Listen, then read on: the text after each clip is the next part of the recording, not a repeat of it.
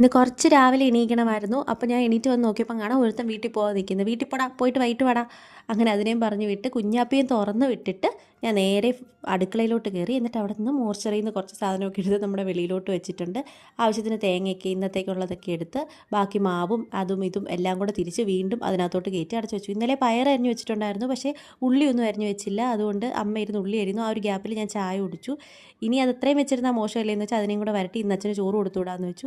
ഇവിടെ അരിയൊക്കെ തിളപ്പിച്ച് ഊറ്റുമ്പോൾ നമ്മൾ ഇങ്ങനെ ചെയ്യുന്നത്. ഇതാകുമ്പോൾ എളുപ്പത്തിന് കാര്യം നടക്കും. 2 വെള്ളത്തിൽ നന്നായിട്ട് കഴുകി പിഴിഞ്ഞെടുത്തിട്ട് കുറച്ച് കൈവെള്ളം നനച്ചങ്ങ് വെക്കും. അപ്പോഴത്തേക്കും ഫ്രഷ് ആയിട്ടിരിക്കും സാധനം.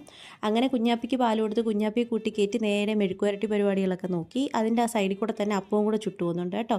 അങ്ങനെ നമ്മുടെ ചോറ് ആ സമയം കൊണ്ട് റെഡി ആയിട്ടുണ്ട്. ആ ഗ്യാസ് ഒഴിഞ്ഞതിലോട്ട് നമ്മൾ അപ്പവും കൂടെ ചുടുന്നു. പിന്നെ ഒരു പുളിമുളകും കൂടെ അരയ്ക്കാമെന്ന് വെച്ചാൽ നേരെ കാന്താരി ഉപ്പും പുളിയൊക്കെ ഇട്ടിട്ട് അവിടെ നമ്മുടെ ചോറ് ഇരിക്കുന്നുണ്ടോ. ഇന്നലത്തെ ഗ്രീൻ പീസ് കറിയും കൂടെ ഉണ്ടായിരുന്നു കേട്ടോ. അപ്പോൾ ബാക്കി എല്ലാം കൂടെ വിളമ്പി ലഞ്ചും പാക്ക് ചെയ്തു. അപ്പോൾ ഇത്രയേ ഉള്ളൂ.